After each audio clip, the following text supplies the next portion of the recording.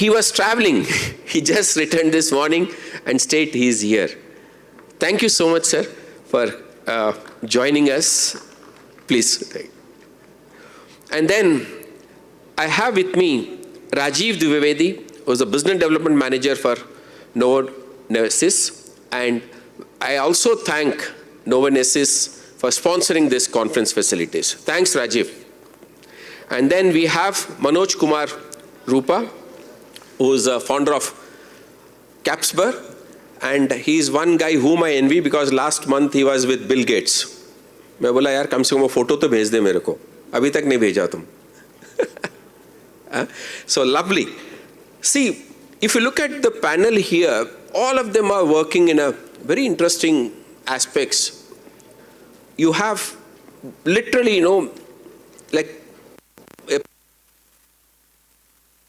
like Ram Kaundinya garu, who shaped this industry in many formats. Many formats. He is friend, philosopher, and guide to many of us. Sir, please come. Dr. Malhotra is here, sir. Yes, sir, please. Please give him a big round of applause. Thank you, sir. Sir, please. Welcome. Thanks, Sushil, for ushering sir inside. Thank you so much. That's what I said, everybody who comes here plays the role of Rajkumar and Anita. That's something wonderful.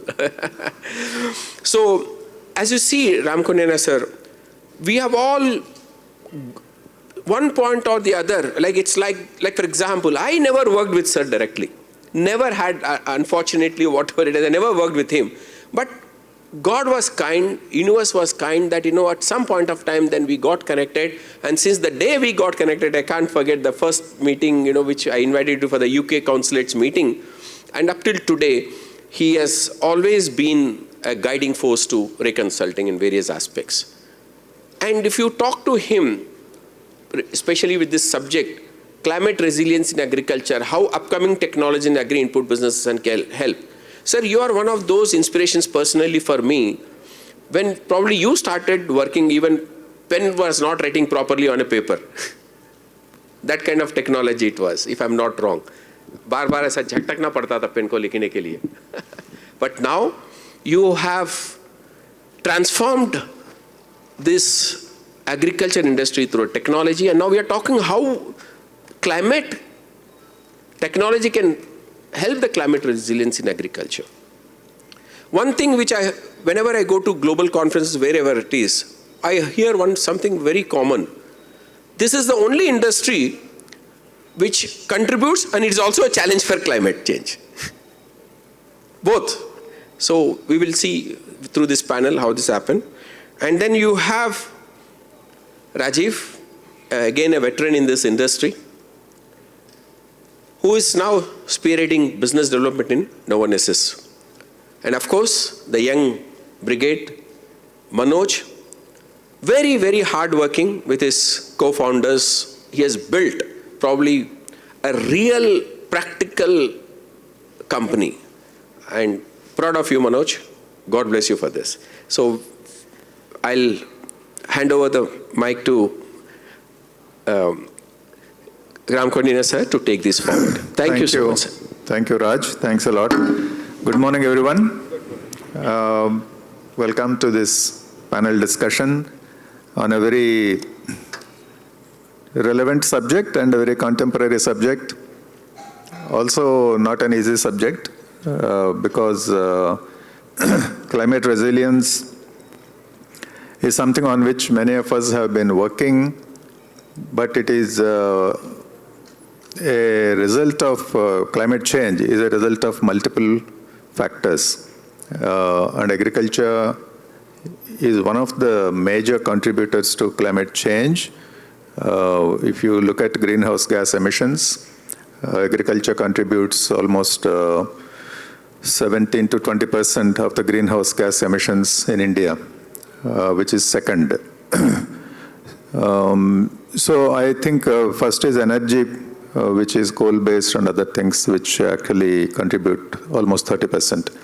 So we are at about 17 to 20% of greenhouse gas emissions, which is one of the major contributors towards climate change.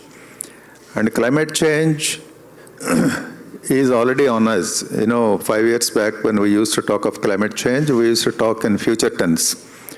But now it is in present tense, and it is actually quite tense for us to handle climate change. So climate change is well known, and it has already started affecting us. We are seeing rising temperatures. We are seeing untimely rains, which we are experiencing also for the last 15 days here, and all over the country. I was in Chennai yesterday. It was raining. I was in Delhi day for yesterday. It was raining heavily. And so these are all unusual things that you get rains in May. But this is just one small incidence I'm saying. But in general, untimely rains and flooding or unexpected droughts and water stress conditions, like I said, rising temperatures, the March temperature, high temperature, reducing wheat yields, we're reading every year almost nowadays. So these are all results of changes in the climate. Like I said, these are contributed by multiple factors. And consequently, we also have natural resource depletion happening.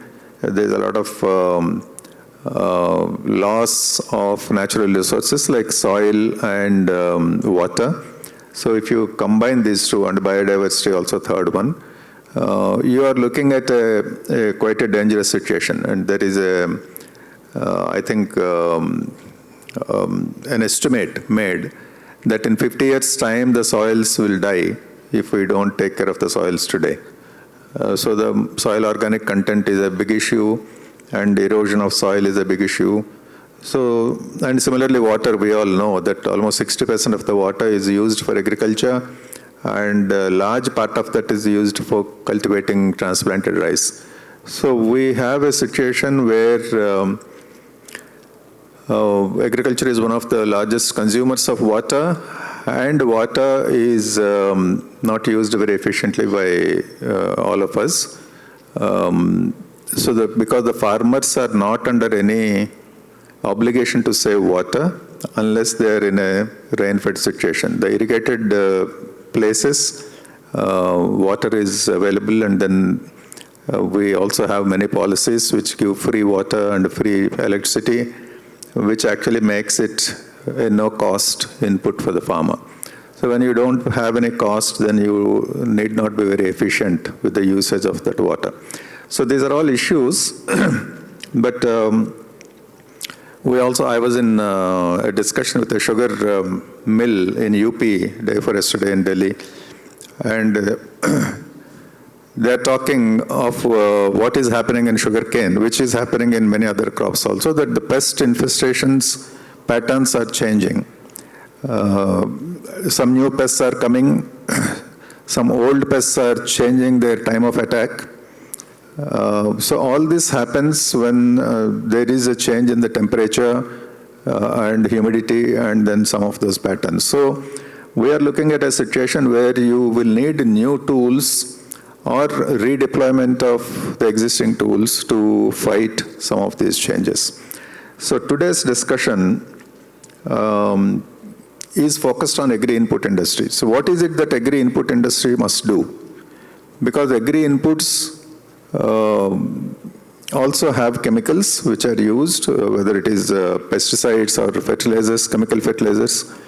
We also have tools like biological products, and importantly, seeds. So all of them do contribute towards either increasing or reducing the impact on climate. So how do we actually, as a responsible bunch of people, what is our contribution towards minimizing our impact on climate? So that is a discussion, because the challenge comes when you have to balance it with food security. You have to increase yields. Our yields are not really at the highest level in the world in many crops. So, and our population is rising, so the food demand is increasing. We still have 2 lakh crores worth of imports of edible oils and pulses into the country. So that means we have still not achieved that security. We have achieved security in food grains, but not necessarily in all the crops. So how do we balance this whole climate resilience? So we have to bring out climate resilience in agricultural inputs usage, and we should provide solutions to the farmers, because the farmer who is facing the music in the field, we all talk in air-conditioned rooms, but it is the farmer who is actually out in the field in hot sun or rain or winter and fighting these changes. So how do we as an industry actually work on this? So this is the focus of our discussion today. And thanks to the two panelists here. I will also play a double role today as a panelist also, because I will talk about the seed industry, seed and biotech industry. And we have now two very good panelists here. So thanks for coming here and then adding your inputs into the discussion. So I will start with Manoj.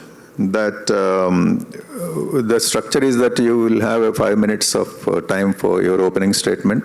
Then we will go into some questions.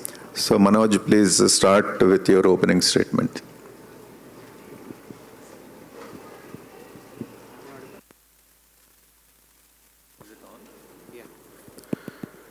Yeah, thank you, sir.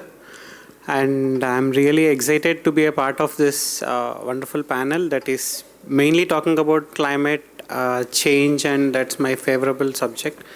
And being from biotechnology, I always used to cherish this. Sir, I would like to give one example. Like a few years back, means almost 8 years back in Bangalore, rural Bangalore, the farmers of polyhouse were replacing 1 meter deep soil. It's almost 2 hectares of polyhouse. They were replacing with new soil, 1 meter deep. So that is a very rarest phenomenon that anyone could witness. And the reason the farmer said is like the soil is having excess amount of nematodes and other pests. They are not able to take any crop. And whatever the crop that they are growing is just taking all the chemicals and nothing else, yielding nothing. Means the productivity is zero. And the farmer has been incurring losses, so he took a daring step saying that I'll replace the soil. So he has replaced 1 hectare soil, and second polyhouse we told, please do not replace, we will help you to revitalize the soil. So there are biologicals that can help you. See, actually nematode was one of the minor pests which was very neglected in the agriculture segment. But because of the climate change, increasing temperatures and humidity, it has become more congenial for the nematodes to multiply faster. That is, their lifespan has reduced, which means they are multiplying much faster, and their hatching capacity has increased. I, being a nematologist, I was working at Indian Institute of Horticulture Research, and we have been working with several farmers. And this is the phenomenon that is increasing drastically. So this is one of the effect of climate change.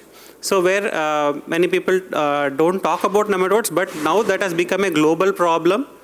And generally nematode, if any of you know that nematology is a last department which is considered by any agri graduate.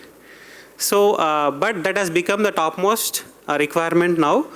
Because the chemicals what the farmers have been using previously, like carbofuran, has become no use. And the nematodes have gained the resistance.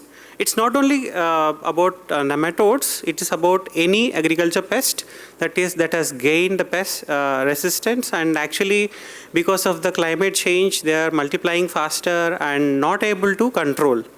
At this stage, when there is no solution, the biologicals we have come up with.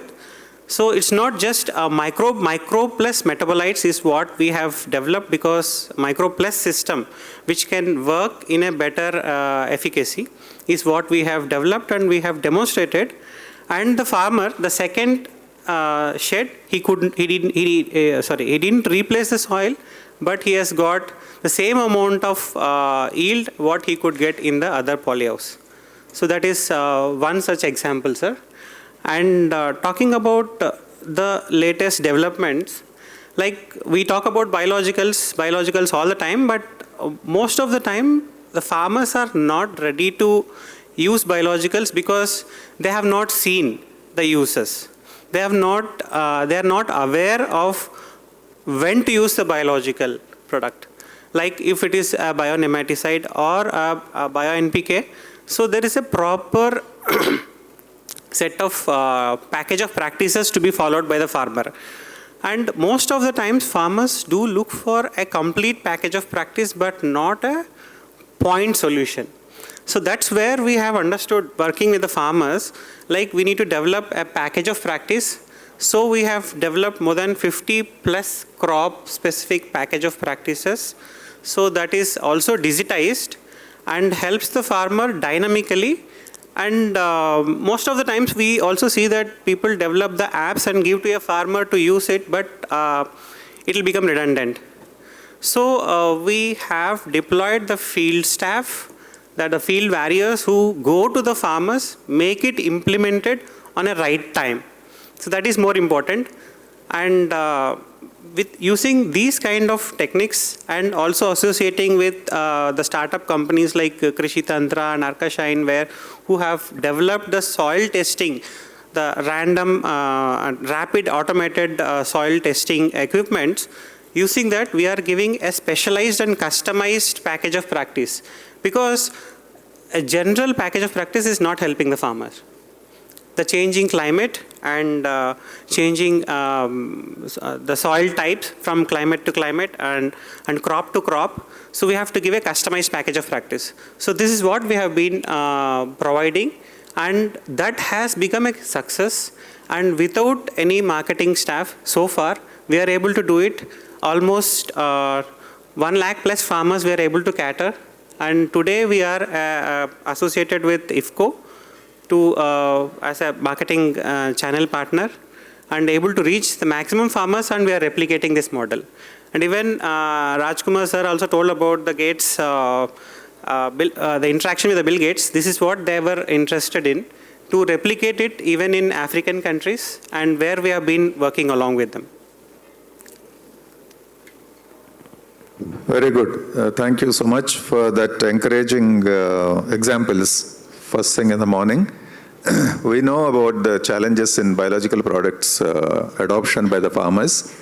I think this is a well-known subject, but how do you overcome it? I think you have really come up with good solutions of education and providing them package of practices, and both digital and human touch. That is a very important point you made, that the farmer will never be happy with interacting with some faceless digital app all the time. Yeah, it's a physical model that always works. Yeah, so you need a physical model always for our farmers particularly, which creates a trust and reliability, and he must know where he can go if there is a problem that he faces. So pure digital also will not work.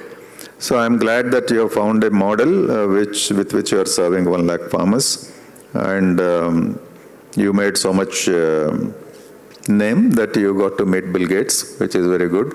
And that is we always say this is the ladder of success. In the ladder of success, after your initial success, when you get to good company like Bill Gates, that means you have achieved certain upper positions in the ladder. That is very good. So congratulations for that.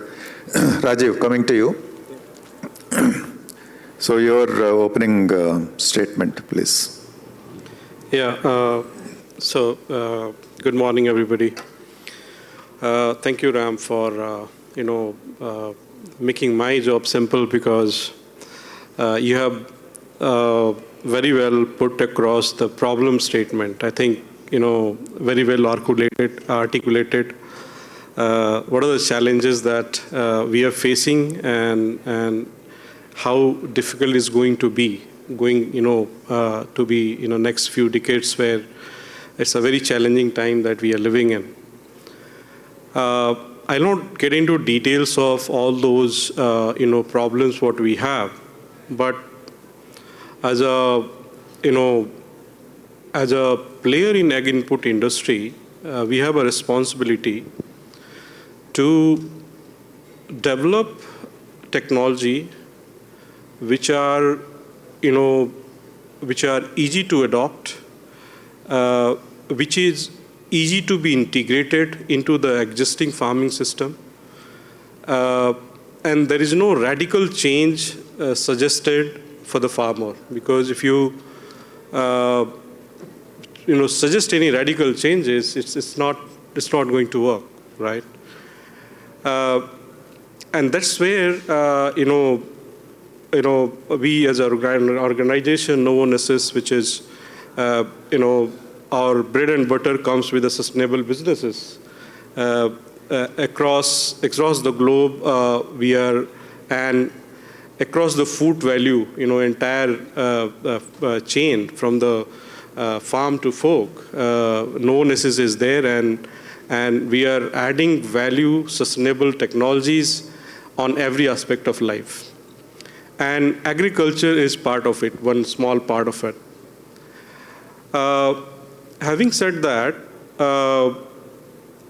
if you look at the fundamental challenges we have with, say, depleting soil carbon, I think we say the soil is a living body. That's what we say, and carbon and microbe make it as a as a living body, and that's where all the problems, whatever you're getting today, is the hell of problem because of that depleting carbon and all that. Now, soil has a power to, a healthy soil has a power to kind of help plant mitigate a lot of challenges which arises out of this climate changes, whatever is happening. Now, this has been, the climate change are happening, over the years, but also the adoption also happens, right? And then if you have a healthy soil, the support system, to fight it out, get built up. Now, what we do as an organization, that we develop technologies which help soil, to live better, like give a power, so that, it gives the kind of nutrition which is needed to the crop. Now, whatever, technology that we are developing, we have, developed the formulation in such a way that it can be very well integrated with the existing farming systems. And what we target microbes, we target, the system around how can you make microbe work better. So we develop technology around it. And we layer that either on the seed or on the fertilizer, so that, it can be placed right there, and then, the plant can, take it wherever, the utilization efficiency improves, and then you also have a utilization efficiency gets increased. So, we build a system around it. We deploy a lot of resources. You see that, like for example, microbe. You have so many microbes, either the nitrogen, phosphorus, potash, everybody is doing that business. A lot of people who have, developed expertise in that. But do we also, think about that?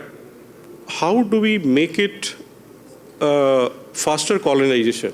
Like, so when you apply any microbe, it takes certain amount of time, say So roughly it takes 15, 20 days or 30 days also to some extent.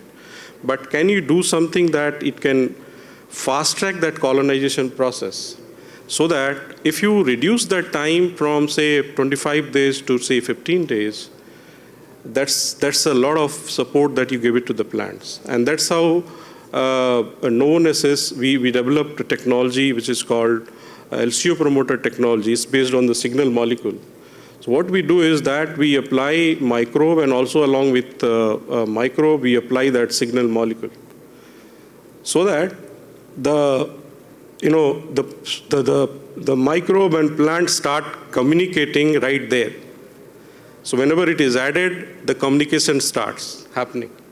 And the moment they start communicating and the communication link is established, the colonization, get fast-tracked, and then plant, and that's how the ability to fight out with a lot of abiotic stress, that increases.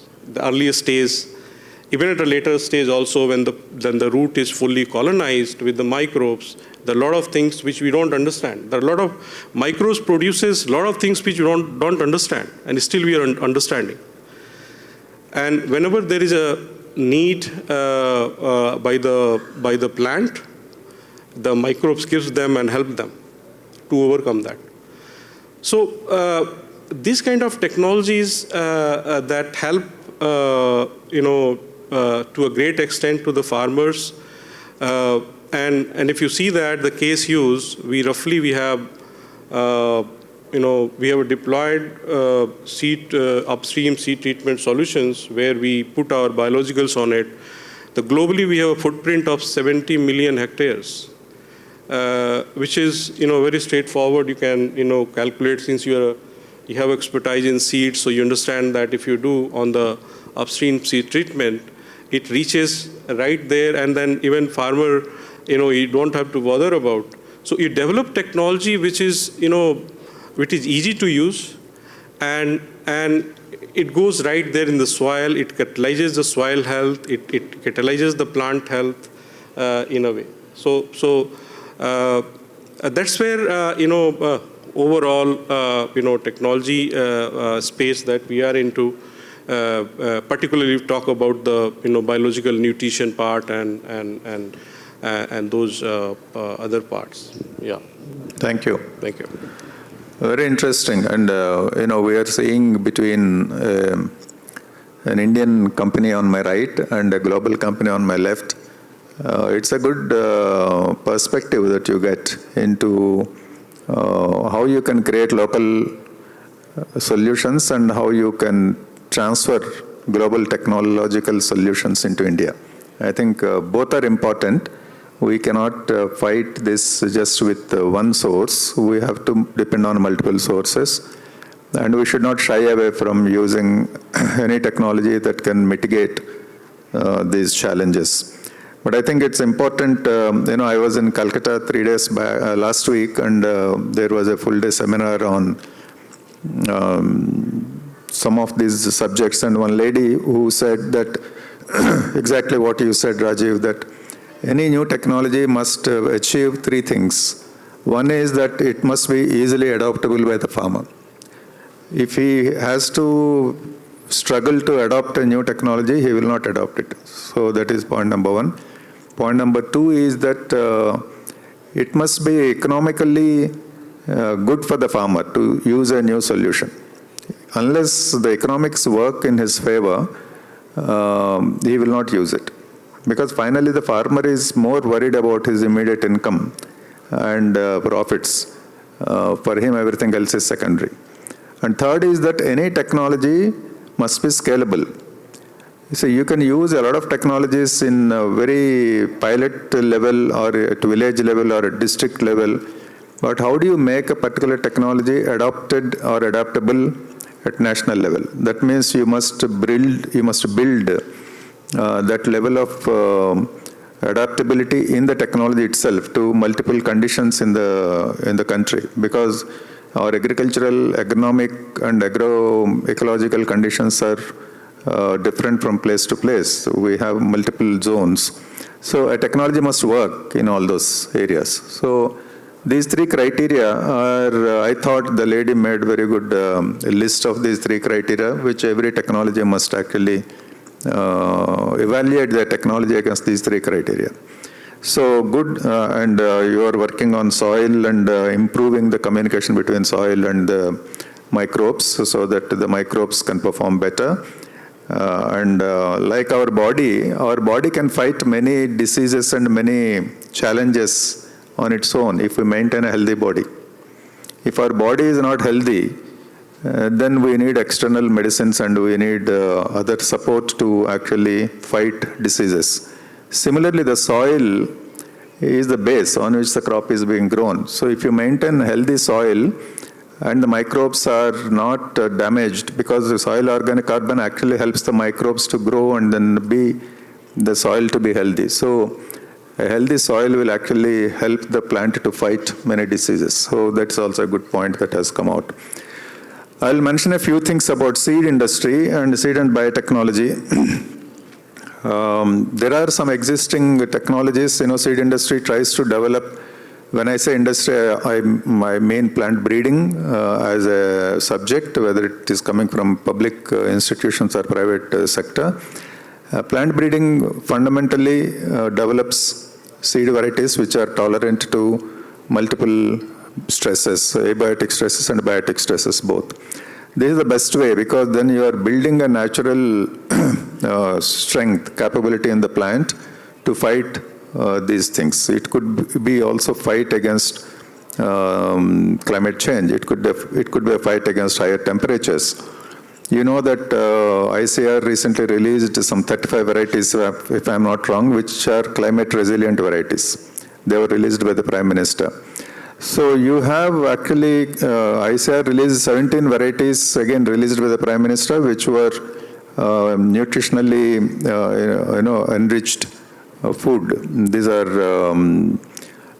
fortified food varieties they released, and now they released 35 varieties which are climate resilient. And private industry works also on developing varieties which are climate resilient. They can withstand stresses, like abiotic stresses like water stress or temperature stress, and they can also withstand biotic stresses, which, as I mentioned earlier, keep changing because of climate change. So this is one area where this is an age-old thing which has been done, but the new technologies which are based on new breeding tools, so it could be molecular breeding tools, or it could be gene editing, which is the latest tool which has come, or genetic modification. All are possible to be used to fight some of these abiotic and biotic stresses. So that is happening. But one of the significant things, like I mentioned, was the transplantation of rice. So the seed industry is working on changing the economic practice of transplanting and convert it to DSR rice, which is direct sown rice. When you do direct seeding of rice, you do have weed problems. So we are all aware that IIRI recently released herbicide-tolerant technology using imidazolone technology chemistry to control weeds. Now, without weed control and without mechanization of planting, large-scale adoption of DSR is not possible. So mechanized DSR currently is only in about 20 lakh acres. But when will you cover 10% of even our 43 million hectares of rice? Even if you have to do 4 million hectares of rice, how many planters are required? How much of weed management technologies are required? So we have to look at some of the end-to-end solutions. So that is all under work. A lot of technology transfer work and farmer education work is also going on this. Minimum tillage is another concept which actually conserves soil and makes it the soil health being conserved. It is a technology which the world adopted almost 20, 25, 30 years back, but we are very late in adopting this technology because our farmers still believe, and many of us still believe, that plowing the soil is the fundamental to agriculture. So minimum tillage is, as a concept, very difficult for us to accept. So this is also an area where we are all working, and so all our images of photographs and films and Upkar cinema and all that, if you see, farmers are plowing the field. So this plowing as a concept has to change, and the farmer has to understand that minimum tillage is very important. So this work is going on, and so hopefully we will see much more, and I will come to that subject towards the end, that what is it that we have to do to actually scale up this kind of solutions. So I will just ask one last question to you, that what is the policy support you need? You see, if we have to scale up these technologies, what is required? One is policy level, second is at technology level, or it could be at any other level. So, like I said, the three criteria on which technology must be evaluated, one of them and most important one is scaling up. What you are doing and or what others are doing in the same space of biologicals, if it has to scale up, what kind of policy support you need and what kind of other things have to fall in place? Yeah, that's a wonderful question, and there are stalwarts sitting in front of me who have been working with the policymakers and working extensively for supporting the biologicals. Basically, India, we are still working on biostimulant regulation, which is not foolproof. And we are still working on combinations of microbes as biocontrols, and which are still not completely regulated. And we are nowhere about gene editing in microbes as biocontrols or for crop nutrition. So whereas countries like US are already in the forefront, but means when I was speaking to Gates, he was asking this, means are you working on the gene editing? Told my country doesn't allow, and even for working on gene editing you need to do a lot of regulatory for the lab, IBAC approvals and all, and he was like, forget about the regulatories will come into place, but you have to see for the innovations, you need to work for the innovations. So with that spirit, if we have been working, but sometimes it is little discouraging, like we have single window system, but sometimes the window doesn't open, and we have been working extensively on getting the sales permissions. We need to work, like we are talking about one nation, one election. We should talk about one nation, one sales permission. Like every state, we have to go and work extensively, and difficult to get the sales permissions. Apart from CAB registration, because CAB registration itself takes a longer time, and then we are working on every state. Like for a startup, they don't differentiate between a startup or a company like IFCO. So it is like the same policy for all. And we are working towards Viksit Bharat, and I hope that we will change these policies. Our country will evolve, and I am proud to be Indian all time. Thank you. Your last sentence particularly inspired me, so that is good. We are all proud Indians, and we must make sure that the country is. We keep talking to the government about our difficulties. By the way, this one nation and one license is something which seed industry also has taken up. Because even in seed industry, there are 400 seed companies. All of them go to all the states every year or once in 2 years to get a license. So you can imagine the level of work that it involves and the time and effort that goes into it.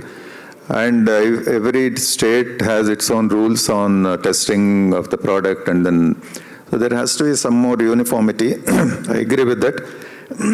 And also on various regulatory matters. So it is actually a difficult situation. So whatever are your requirements, if you say that you need 4 or 5 areas where policy support is needed, I think through associations you must do that. I'm sure you are doing it. Yes, yes, already. But also make it widely visible and known to people that what is it that biologicals can offer, why they are beneficial for the country, and what kind of policy support is needed. I think you should write, you should talk in the media and then also do it. Okay, coming to Rajeev. Yeah. So I think yesterday we had a session on regulatory and all that. In order to support the industry, of course, these are sales permission and all that. These are the routine work that one has to go do. But one of the things that regulator should do this is to decriminalize this FCO, whatever, if you're selling biofertilizer, sampling, and then there is some issue, we know that how system works, and then you get a criminal, kind of cases, which is really, so you're not supporting the industry, right?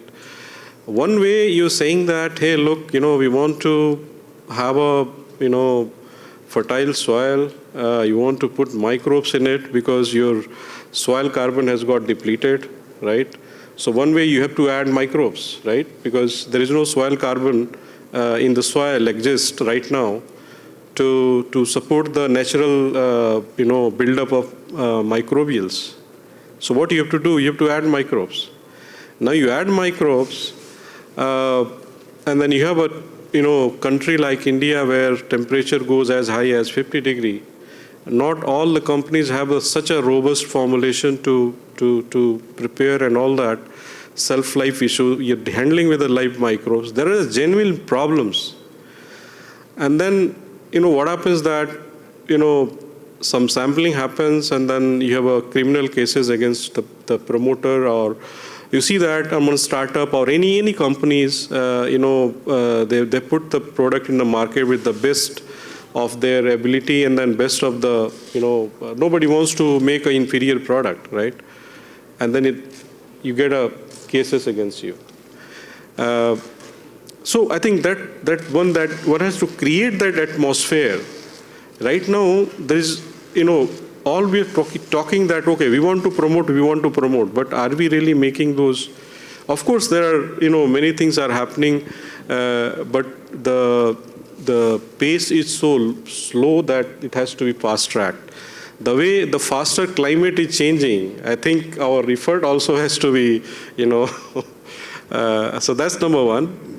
Number two is that, for companies like us, which are, we have a global, whatever we do, we have some global, orientation. So even if we deploy resources in one country, we take care, we plan that, okay, if I deploy some resources in India, I should take care of at least a PAC region or South Asia region or Southeast Asia region, so that nearby, particularly in this field, say for biocontrol, you have fantastic products across the globe.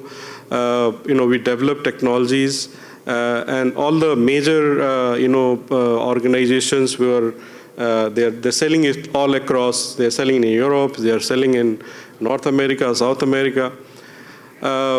But, because of this policy regulation, we can't bring it into India. So the farmers can't really get benefited. Definitely one can develop safety nets. You can, do all the due diligence. But, blanket ban is not a, kind of a good way of, driving this. So I think, if these are a couple of, suggestions, there are now list of it. People are, if you talk about it, so open up. I know. Yeah. So. But, some of these regulations are started with good intention. I presume all of them are started with good intention, not some of them. This movement of microbes across borders is a big issue. Actually, I think it is an issue. There can't be a blanket permission or a blanket ban. We have to really look at that at a much more detailed level. But it is an issue, I know about that. And decriminalization is also something that criminalization is only going up, it is not coming down actually. Because the government believes that you have to punish people harder to prevent a crime, right? Harder punishments don't necessarily reduce crime. Only good companies get caught in this because the samples are not picked up from the other companies, right? So there is an issue there. So I think we are also taking it up from the seed industry. All of the seed industry, pesticide industry, everybody faces the same issues. So I think we do have a problem there on the policy front.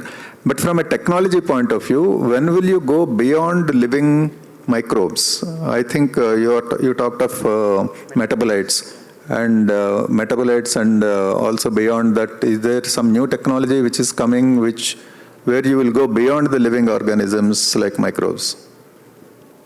Yeah, this is also one of the thought that because of the government do not want to allow such microbes to be imported in India. So what we are also, trying and given signals to our R&D team is to come up with some solutions like, as I said that, some of the technologies like signal molecule. As I said that I can't bring in microbes, but I can, put the signal into the soil so that the native microbes get faster colonization in the soil. So that's one we have already kind of working on. Second is that in our pipeline, what we also trying to do that, can we deploy, say, for example, enzymes as a biopesticide. So Novonesis is a global leader in enzyme technology. So we have almost 40-45% market share globally. And that's what we are trying to see that can we deploy such tools to control the. Of course, there are dynamics and all that, and then we have got good initial success, there. Yeah. So these kind of technologies are evolving, non-microbial, which is, maybe in a few years we might come to see that it might get commercialized. Thank you. Yeah. You want to add anything to that? Yeah, definitely. Like we have been working on bacteriophages for controlling the viruses. Mainly, we know that chili, the major problem is pesticide residue, and we have been working on the bacteriophages. The phages were collected from the river Ganges, and they're showing promising results. And the second major cause for cancer is the herbicides that are used by our farmers. And we know that the northern part of India is mostly polluted with the herbicides, and we have been working on bioherbicides as well, and a lot of interesting molecules we have identified, and they're actually working efficiently even on cypress, so which is a very notorious weed. And these kind of technologies are what we are foreseeing that will come forward. Thank you. So thank you all very much for this. I think we can talk also for a longer period of time, but in the interest of time, I would like to close it here. And I would like to say in conclusion that technology transfer and technology development, both are happening and both are very important to fight climate. We have to look at abiotic and biotic stresses which are increasing due to climate change, how to control them. There are technologies available in both biological products, in seeds, biotechnology. Biotechnology, as I said, also has potential that you can bring either gene-edited crops or genetically modified crops which give you tolerance to high temperatures, and also to biotic stresses. And so technologies are there. And what we need actually is two things. One is that the technologies, as I said earlier, must be easily adaptable by the farmer. They must be affordable to the farmer. That is also very important in the Indian context. India is a quite a lot low-priced market compared to many international markets. So we have to bring technologies which suit the local economics, crop economics, and we have to also bring technologies which can be easily scalable. And we also need agronomic practices, large-scale promotion of agronomic practices to actually change some of the patterns that farmers have been following for a long time. So it needs a lot of extension education work. And how do we actually make the farmers adopt the new technologies and the new practices? I think that is where actually a lot of extension effort is required from private industry, but also from the government. You need some level of incentivization to the farmer that when he follows certain practices which are sustainable in nature, which will reduce application of chemicals and which will produce safer food and which will improve the competitiveness of the Indian farmer in the global markets, then he must be incentivized. Because sometimes it may take 2-3 years for the farmer to achieve profits when he adopts these practices. But till that 2-3 years happen, he should not lose money. So there has to be some initial support from the government in terms of incentives to make these practices, and carbon credits, for example, is one area, but carbon credits cannot be a big incentive because it is a market-dependent thing. So government, some of the subsidies can be diverted towards promoting such practices. This is also a policy recommendation we have been talking about. I think there's a lot that the government can do, particularly in terms of incentivizing mechanization. Mechanization is a huge thing. Precision agriculture will also reduce impact on climate, because if you are able to do a more precise application of inputs, especially chemical inputs. So to promote that, we know that government has to promote or subsidize or support mechanization efforts, and then also the entire technology regulation and approval on a fast track to help this. So as I said, that end-to-end solutions are important. Government has to think end-to-end to provide a complete solution, and this can cut across multiple ministries. That's where the challenge lies. It can cut across states because agriculture is a state subject. So you have many challenges on the policy front.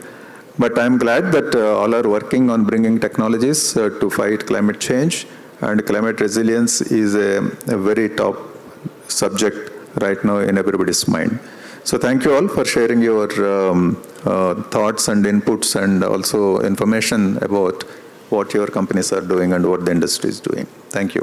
Thank you, sir, and the team. It's brilliant. You know, yesterday when we started, incidentally, sir, we started probably with the word climate, because the way climate was playing havoc day for yesterday morning, we all know. And today again we started an intellectual session on the climate. And very interesting, right from DSR to technology to adaptability to microbes, import, common license. I really liked one state, one license. Brilliant. Actually, what probably some of us have to take this as an initiative. Manoj, this is a big takeaway for me. And yesterday we also spoke, again, what Bill Gates said. You know, if like we spoke about how color TV was adopted, how phones were adopted. Probably we were talking in terms of Dr. Devnur gave a good new term, Tina. I called it as there is no alternative. He said there is new alternative in terms of bio inputs. So if you find value, farmers will surely adopt. And yes, there should be an incentive to adopt. Even we, when I first booked Ola, I booked it because I was getting 100 rupees back. So it's like that. We need to have adopting farmers also. Okay, bhaiya, aap adopt karo, you'll get 10 rupees or something. You know, probably there's brilliant ideas too. Some carrot has to be there for them to get attracted to this incentive. So brilliant, sir. Thank you so much. And before we honor the guest, Dr. Malhotra, sir, please request you to come and honor them. And there's a very interesting, again, announcement. I think we are used to climate change, not in the form of climate. I think, Rajan, we are always used to this dynamic changes. We just received a phone call from Union Minister's office secretary that she's already landed and she's straight on her way to the venue. So she would be coming here any moment. So that's the reason there's a slight change. Sandeepa madam, aapko thoda rukna padega. I'm trying to play little jugglers game here with the time management. So I request Dr. K.K. Reddy and Vijay sir to please take our next session after 2 minutes, if you don't mind, because yours will be little shorter.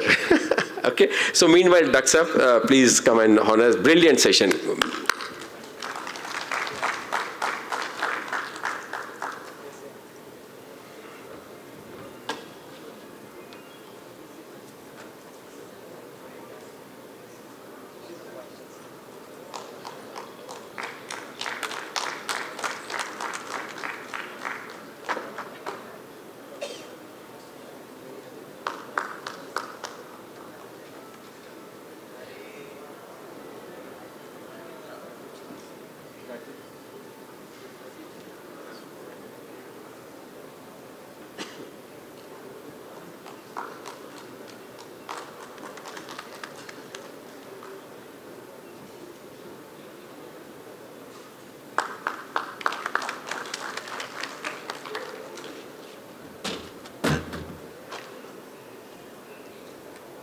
Come, Manoj.